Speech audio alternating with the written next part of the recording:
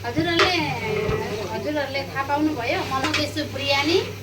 अर्पणा छ बिमारी, खुसबु सबै बाहिर भयो, छोप्नु ढकाउनु रेडी।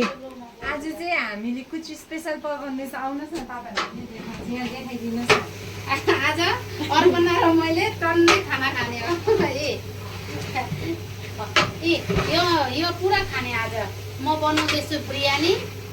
अर्पणा छ बिमारी, बिरयानी खिलाएर चाहिँ उसलाई निको बनाउने पुरा। तर म त नन भेजै खाँदिनँ। आज त खिलाइदिने हो पुरा।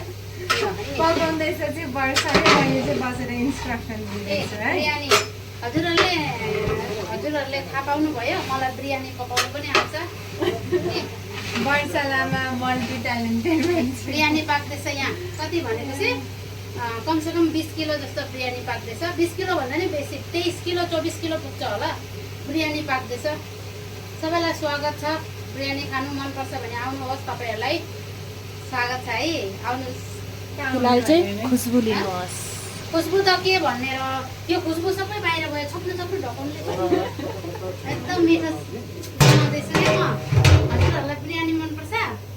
आउनुहोस् बिरयानी खानुलाई। बासमती चामलको एड्रेस बताइदिनु नि त कहाँ हो मेरो एड्रेस। पहिला गुवाहाटी आउनुहोस्, गुवाहाटीबाट मेघालय आउनुहोस्, त्यहाँबाट मलाई डाइरेक्ट फोन गर्नुहोस्, म लिनु आउँछु है। पुलिस बजार नआउनु। पुलिस बजार त आउनै पर्यो नि, पुलिस बजार आउनु पर्यो है। ल हुन्छ।